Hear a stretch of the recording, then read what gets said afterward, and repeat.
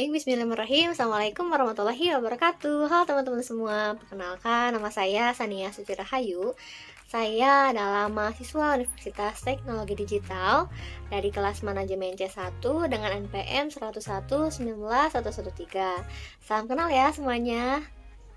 Nah, baik teman-teman, jadi di sini saya akan mempresentasikan hasil wawancara saya dengan kelompok saya, yaitu Sofia Kalsum dan juga Rifki Akmal, mengenai analisis pengembangan jaringan bisnis pada Lalana Social Space. Nah, presentasi ini ditujukan untuk memenuhi tugas evaluasi tengah semester mata kuliah jaringan bisnis. Dan di sini ada sub-pokok pembahasan yang akan saya bahas selama presentasi ke depan. Yang pertama yaitu ada latar belakang usaha, tentunya yaitu pada Lalana Social Space.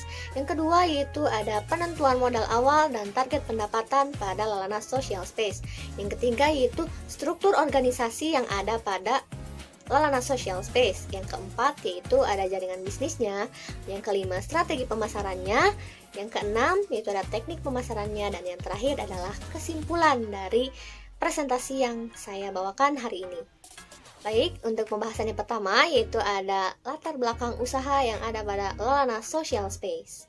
Nah, teman-teman, ini adalah Lalana Social Space. Jadi, filosofi dari nama Lalana Social Space ini diambil dari kata lalana yang berasal dari bahasa Sunda, yaitu ngalalana, artinya berkelana. Jadi, maksudnya mereka ini menganggap Lalana Social Space ini sebagai sebuah perjalanan yang sedang mereka jalani, dan mereka ini lebih mengedepankan proses. Dan social space di sini maksudnya kenapa nama Lalana itu bukan Lalana Cafe atau Lalana apapun itu gitu ya. Tapi kenapa mereka mengambil nama Lalana Social Space? Jadi maksudnya social space di sini berarti tidak terbatas dalam segmentasi pasar. Jadi maksudnya kalau misalnya mereka menamakan Lalana Cafe, pasti kan tersegmentasi nih untuk siapa gitu. Jadi pemikirannya wah, cafe nih gitu. Tapi kalau misalnya dengan nama social space, jadi ruangan ini tuh tidak terbatas gitu. Tempat Lalana ini tidak terbatas untuk siapapun, mau itu untuk komunitas, mahasiswa, atau bahkan keluarga gitu kan. Mau siapapun itu bebas gitu. Kita tidak tersegmentasikan untuk siapa. Memang awalnya Lalana Social Space ini ditargetkan kepada mahasiswa karena memang Bojong Soang ini terletak di tengah-tengah antara Dikit University dan juga Telkom University. Jadi memang target awalnya mahasiswa, tapi lama-kelamaan ada keluarga, ada komunitas, dan pada datang gitu ke Lalana Social Space. Makanya nama dari Lalana ini disebut dengan Lalana Social Space. Nah, Lalana Social Space ini mulai beroperasi pada tanggal 18 Desember 2021. Jadi awal Lalana Social Space terbentuk ini yaitu di Jalan Bojong Soang, di pertengahan pesawahan, yang mana mahasiswa Digitek University bagian selatan pasti tahulah jalan tersebut. Jadi ada masjid, dan kebetulan dibentuknya masjid itu tuh milik salah satu keluarga pemilik Lalana Social Space. Jadi mereka memanfaatkan lahan di sebelah masjid, yang mana lahan tersebut tuh lumayan luas, dan mereka memanfaatkan lahan tersebut untuk usaha. Karena selain mereka berpikir untuk ingin mendirikan usaha, mereka juga harus memikirkan bahwa mereka masih memiliki tanggungan Yayasan Yatim Piatu di keluarganya. Jadi mereka juga harus bisa memanfaatkan lahan untuk usaha yang nantinya si biaya tersebut untuk Yayasan Yatim Piatu tersebut. Nah, jadi mereka memanfaatkan kondisi dan situasi yang mana terbentuklah Lalana Social Space ini. Dan untuk jam operasionalnya, Lalana Social Space ini untuk weekday mereka buka pada pukul 10 pagi sampai jam 10 malam. Dan untuk weekend mereka buka pada pukul 8 pagi sampai jam 10 malam. Nah, patokannya itu ke Cikoneng, terus lurus nanti ada pesawahan. Dan memang Lalana Social Space ini ada di tengah-tengah pesawahan. Dan patokannya ada masjid, terus juga Lalana Social Space ini benar-benar luas areanya. Selain luas juga, ini juga yang paling menjadi nilai plus itu adalah pemandangannya. Walaupun memang di tengah pesawahan, tapi view-nya itu benar-benar gak main-main gitu. Apalagi untuk kalian yang benar-benar anak senja, ingin menikmati suasana senja gitu ya. Dan ini tuh benar-benar recommended banget untuk kalian, karena memang view-nya itu serasa di pantai juga bisa dibilang itu gitu. Nah, jadi ini sangat recommended banget untuk siapapun. Nah, untuk pembahasan yang kedua yaitu mengenai penentuan modal awal dan target pendapatan. Nah, untuk modal awal untuk layanan social space ini yaitu 100% berasal dari ownernya sendiri, yaitu sebesar 500 juta rupiah. Jadi, memang ownernya ini adalah bapak dari CEO, yaitu Pak Aep, dan CEO-nya adalah Pak Husni. Jadi, memang Layanan Social Space ini dikelola oleh Pak Husni dan juga kawan-kawannya. Jadi untuk owner, Pak Aep ini hanya sebagai pengawas atau investor dari Layanan Social Space ini. Nah, selanjutnya apa sih yang dilakukan mereka gitu setelah mendapat modal? Yang pertama, survei. Pak Husni ini dan kawan-kawannya memang sering nongkrong gitu di kafe-kafe. Jadi selain mereka nongkrong, mereka juga survei ke tempat, oh kafe tuh kayak gini gitu. Nah, setelah survei, mereka itu paus nih ya, terutama mengobservasi gitu. Oh, ternyata di kafe tuh kayak gini gitu. Dan mereka ini sukanya kayak apa gitu. Pasti kan yang sekarang-sekarang tuh kan yang Instagramable gitu ya.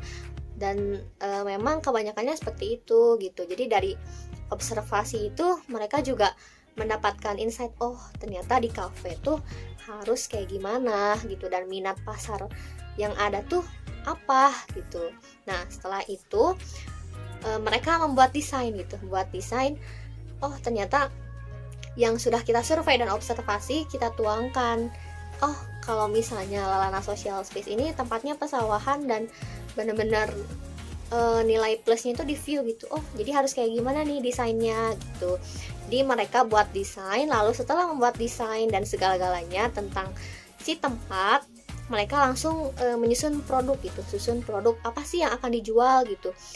Bukan cuman coffee doang kan pastinya gitu. Jadi mereka juga menyajikan non coffee, dessert, makanan berat, cemilan dan lain-lainnya gitu. Jadi bukan cuma terfokus pada kopi aja, karena selain dari view, mereka juga bisa menikmati makanan dengan nyaman, dengan enak gitu.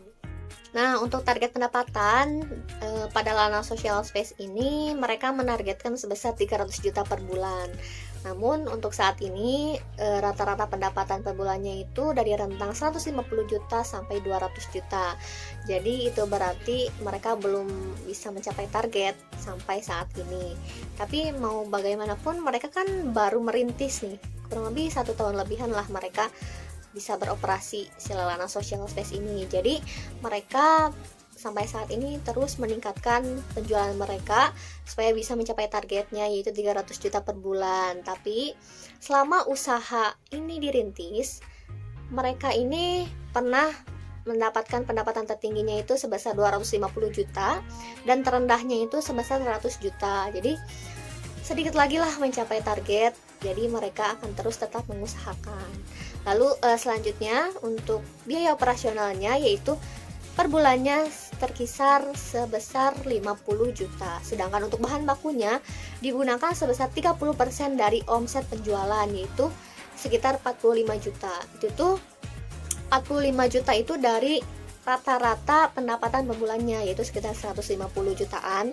Dan itu juga tergantung diskon ya, karena bahan baku itu kadang ada diskon, ada lain-lainnya gitu. Jadi bisa dipertimbangkan dalam harga ya, jadi sekitar kurang lebih 30% lah dari omset.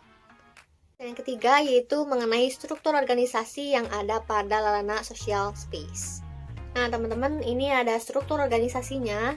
Di sini antara owner dan chief executive officer atau biasa kita sebut dengan CEO ini terdapat garis putus-putus karena ownernya ini hanya sebagai pengawas. Jadi CEO ini hanya melakukan pelaporan gitu kepada si ownernya. Dan CEO-nya itu dipegang oleh Pak Husni, sedangkan ownernya itu Pak Aep, itu bapak dari Pak Husni. Nah, selanjutnya di sini gimana sih cara mereka memilih SDM? Karena emang SDM itu adalah poin yang paling penting untuk bisa meningkatkan penjualan si Lalana Social Space ini. Jadi, mereka juga memang sangat mengedepankan SDM yang baik untuk si Lalana Social Space ini. Nah, alurnya itu yang pertama itu sesuaikan dengan kebutuhan pekerjaan. Jadi, mereka melihat nih di Lalana Cafe itu sedang membutuhkan apa dan posisi apa sih yang benar-benar harus ada gitu si SDM-nya. Jadi benar-benar disesuaikan terlebih dahulu. Lalu yang kedua, pengalaman lebih diutamakan. Memang karena Lalana Social Space ini adalah kedai yang baru ya, masih dirintis kurang lebih 1 tahun lebih lah ya. Jadi memang mereka membutuhkan orang yang lebih berpengalaman. Karena Pak Husni sendiri yang bilang mereka juga masih belajar, jadi mereka butuh orang yang benar-benar sudah paham gitu di bidangnya. Tapi bukan berarti mereka menutup kemungkinan untuk orang-orang yang ingin belajar. Cuman memang pengalaman lebih diutamakan karena memang ini masih yang baru. Mereka juga ingin terus meningkatkan supaya bisa lebih meningkat lagi gitu penjualannya. Jadi pengalaman di sini memang lebih diutamakan. Yang ketiga itu ada tes wawancara. Tes wawancara ini seperti biasa yang dilakukan oleh perusahaan atau yang lainnya gitu. Ini juga bisa dilihat dari kesungguhan mereka untuk bisa bergabung bersama Lalana Social Space. Nah, yang keempat di sini ada analisa menu engineering dan psikotes. Jadi mereka juga nyediain tes kecil-kecilan gitu. Dan analisis menu engineering ini maksudnya si SDM itu tuh bisa baca nggak sih penjualannya gimana gitu. Dan tes psikotes juga benar-benar penting gitu untuk dilakukan karena memang berpengaruh juga sebenarnya. Dan apalagi gitu yang daftar bukan cuma 1-2, jadi kita juga harus bisa menyeleksi orang-orang tersebut untuk bisa bergabung di Lalana Social Space. Lalu pembahasan yang keempat yaitu mengenai jaringan bisnis. Nah, untuk jaringan bisnis itu ada banyak ya, salah satunya ada jaringan produksi. Nah, untuk jaringan produksi pada Lalana Social Space ini banyak ya sebenarnya, karena mereka juga harus mencari harga-harga yang tidak terlalu mahal gitu. Karena emang kebutuhannya kan panjang ya, dalam jangka panjang gitu. Jadi mereka ini emang udah bisa kerjasama gitu dalam produk-produk yang ada pada Lalana Social Space. Jadi untuk pembelian bahan baku dan lain-lainnya itu bisa ke mereka. Dan selebihnya itu ada pada supermarket. Gimana diskon sih sebenarnya, mereka juga memburu diskon untuk bisa menjadi bahan baku pada Lalana Social Space. Nah, selanjutnya itu ada jaringan pemasaran. Yang pertama di sini ada aktif dalam suatu forum. Nah, Pak Husni dan kawan-kawannya ini juga mereka aktif ya, ikut bergabung dalam suatu forum supaya bisa memasarkan Lalana Social Space ini ke ranah yang lebih banyak gitu. Karena memang dengan gabung dalam suatu forum bukan cuma memasarkan, mereka juga bisa mendapatkan ilmu-ilmu yang lainnya untuk bisa diterapkan pada Lalana Social Space. Lalu selanjutnya juga dari relasi mahasiswa dan komunitas. Nah, ini kalau relasi mahasiswa ini the power of mahasiswa ya, benar-benar berpengaruh untuk bisa ke Lalana Space karena mahasiswa tuh bukan cuma nongkrong doang, tapi bisa digunakan untuk seminar nih kayak kemarin katanya, lalu juga kumpulan dan lain-lainnya gitu bersama dosen-dosennya. Itu juga benar-benar berpengaruh. Jadi dari mulut ke mulut juga mereka merekomendasikan, oh Lalana Social Space nih cocok buat bisa ngerjain tugas dan lain-lainnya gitu. Selanjutnya juga ada komunitas. Komunitas juga sangat berpengaruh gitu, pengaruh banyak karena selain mereka membawa banyak pasukan ya untuk bisa datang ke Lalana Social Space, pemasaran mereka juga jangkauannya besar gitu. Dari komunitas satu ke komunitas lain itu benar-benar bisa berpengaruh untuk Lalana Social Space. Nah, selanjutnya di sini ada gimana sih cara mereka memperluas jaringan bisnisnya sampai-sampai bisa seluas itu gitu untuk Lalana Social Space yang mungkin umurnya belum terlalu lama ya. Nah, yang pertama mereka mencari banyak informasi dari relasi yang dimiliki. Jadi relasi itu benar-benar berpengaruh banget ya, the power of relasi gitu. Jadi dari mereka juga bisa mendapatkan banyak informasi terkait jaringan bisnis. Oh, bisa disampaikan, bisa banyak inilah channel gitu istilahnya, bisa banyak channel untuk nantinya dibutuhkan pada layanan social space gitu. Kedua, bergabung dengan forum atau komunitas yang positif dan satu tujuan. Nah, pastinya bergabung dengan forum atau komunitas yang positif juga itu menghasilkan banyak relasi ya. Nah, itu juga saling berkaitan nih. Jadi dari relasi kita mendapatkan banyak informasi. Oh, ternyata tentang kopi atau tentang makanan lainnya, tentang kafe, tentang apapun itu bisa diterapkan loh untuk layanan social space ya. Ilmunya ya dari bergabung dengan forum atau komunitas gitu. Itu juga bisa memperluas jaringan bisnis. Lalu selanjutnya yang ketiga, itu memanfaatkan sosial media dengan sebaik mungkin. Jadi sosial media ini benar-benar sangat berpengaruh karena apapun saat ini ya, apapun yang akan mereka cari pasti lewat sosial media gitu.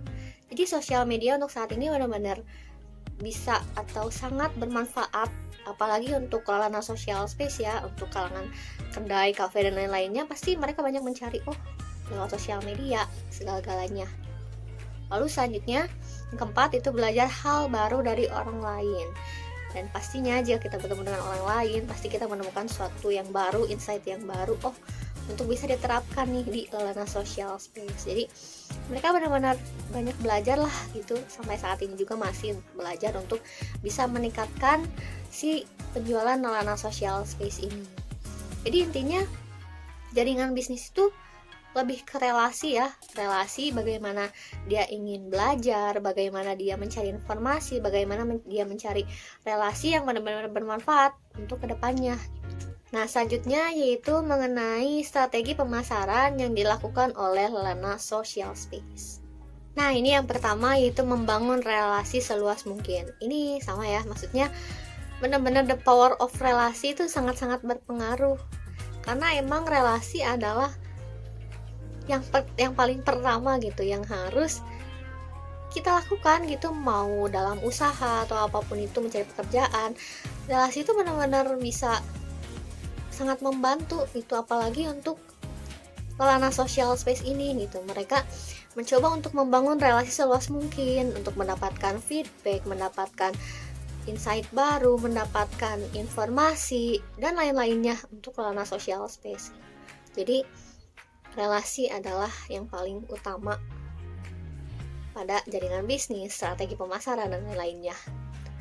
Lalu selanjutnya selalu melakukan evaluasi. Nah, ini sih yang benar-benar harus diperhatikan ya, karena layanan social space ini pernah mengalami masa sulit, kondisi yang sulit ya. Itu tuh terjadi pada tahun lalu, bulan puasa pertama yang mereka lalui. Nah, mereka menyangka bahwa bakal seperti biasa gitu kan, maksudnya seperti biasa tuh ya, setelah maghrib bakal ada banyak gitu, atau mungkin siang mungkin ya pasti kan tutup ya mungkin mereka belum terlalu jauh memikirkan resiko itu. Tapi sewaktu-waktu ternyata penjualannya benar-benar jatuh banget gitu waktu bulan puasa pertama. Nah itu tuh benar-benar jadi pelajaran banget buat mereka. Ternyata mereka harus bisa mengatur lagi, mereka harus mengatur si pengeluaran untuk bahan baku dan lain-lainnya, operasional kayak gitu. Mereka harus bisa mengatur sebaik mungkin karena emang bulan puasa itu berbeda dengan bulan-bulan yang lainnya. Jadi bagaimana, dan saat ini juga mereka masih terus mengevaluasi, belajar, gak mau kayak tahun lalu lagi gitu kan, sebentar lagi mau puasa, mereka harus bisa mempersiapkan, bulan puasa ini kita harus bagaimana biar tahun lalu nggak kejadian lagi di bulan puasa kali ini.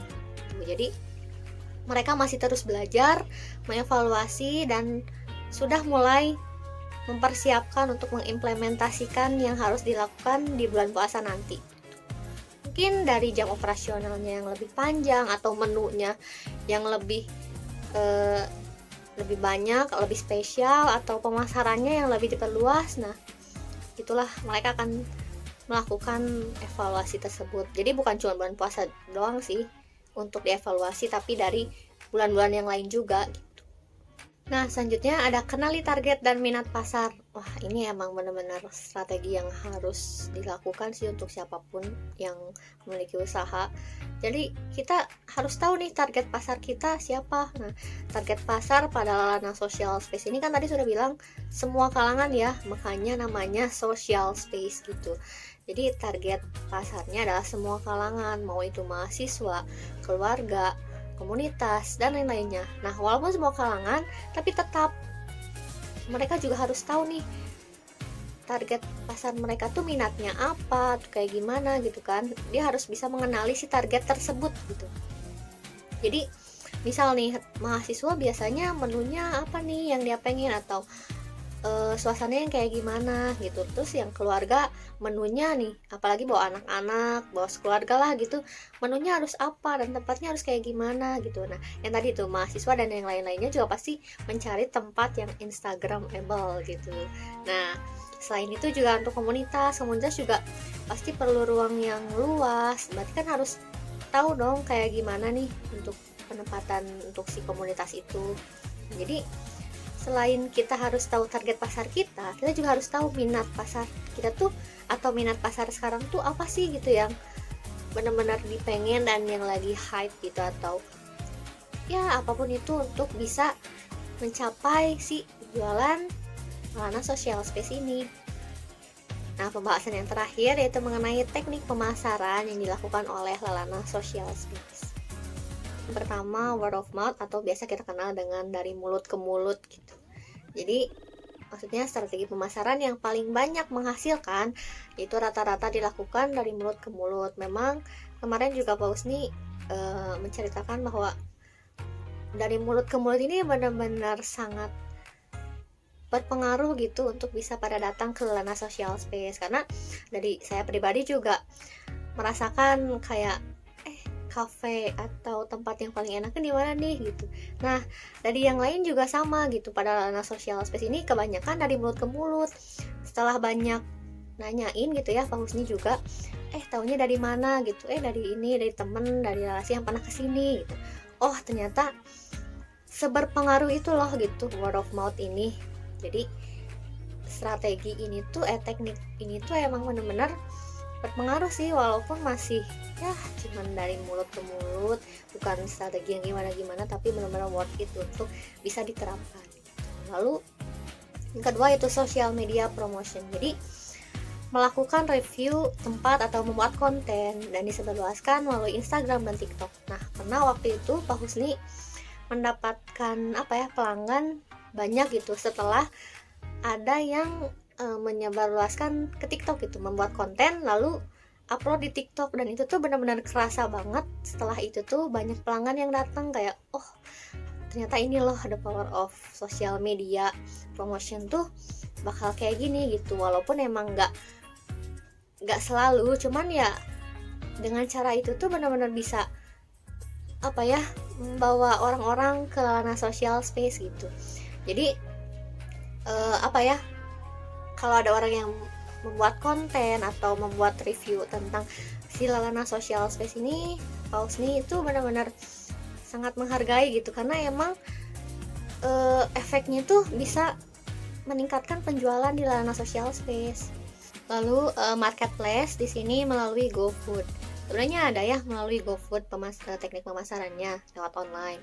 Cuman karena tempat Lalana Social Space ini di pesawahan ya, tengah persawahan, terus banyak yang takut juga katanya Gojek kesana kalau malam misalnya juga sepi dan lain-lainnya gitu. Jadi banyaknya secara offline sih datang, karena memang keunggulan dari social space ini adalah ruang tempatnya yang luas, view-nya yang yang enak dipandang gitu. Jadi benar-benar poin plusnya itu di tempat. Jadi kebanyakan secara offline datang ke Lalana Social Space. Tapi meskipun jarang juga pasti ada yang pernah melakukan pemesanan melalui GoFood ya. Paling orang-orang sekitar sini kan ada juga komplek ya, ada komplek perumahan dan lain-lainnya gitu. Jadi masih ada secara online ataupun offline. Nah, lalu door to door. Nah, ini teknik pemasaran ini masih baru ya dilakukan kemarin katanya.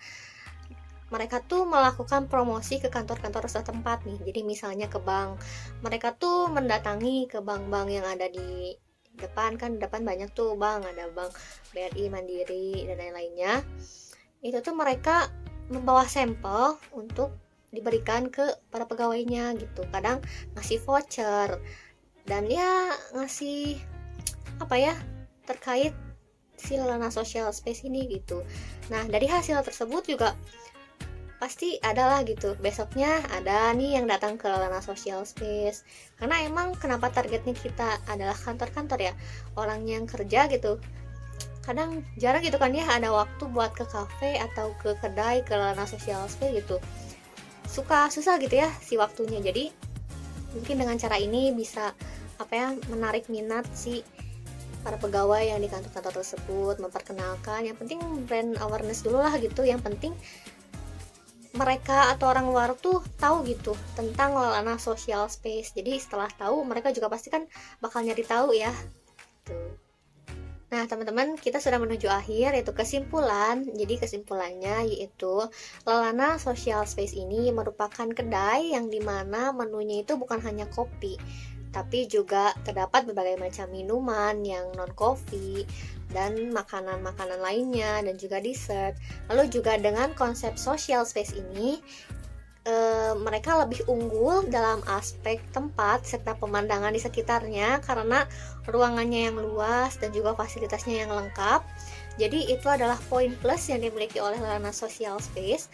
Lalu juga untuk dapat menjalankan usahanya dengan baik, tentunya aspek jaringan bisnis adalah hal yang paling penting yang perlu diperhatikan dan dilakukan sebelum melakukan pemasaran lebih jauh. Jadi semakin banyak jaringan bisnis yang didapat, maka akan semakin mudah dalam melakukan promosi terhadap Lana Social Space. Jadi jaringan bisnis itu adalah apa ya, hal yang penting untuk dilakukan sebelum melakukan pemasaran yang lebih jauh. Kita harus mencari relasi dan lain-lainnya. Jaringan bisnis itu benar-benar kunci untuk bisa apa yang meningkatkan penjualan dari Lana Social Space.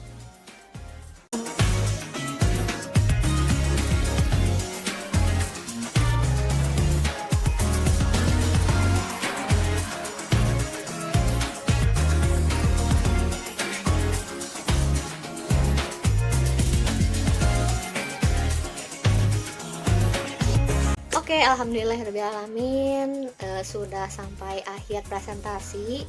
Saya ucapkan banyak terima kasih kepada teman-teman yang sudah menonton video presentasi ini sampai selesai.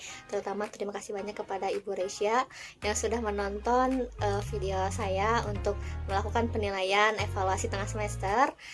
Saya ucapkan banyak terima kasih kepada kalian semua dan mohon maaf jika terdapat banyak kekurangan dalam pengucapan, ada kesalahan kata atau dalam tindakan yang ada dalam video tersebut. Saya mohon maaf sebesar-besarnya karena di sini juga saya masih belajar. Untuk itu saya cukupkan sekian. Wassalamualaikum warahmatullahi wabarakatuh.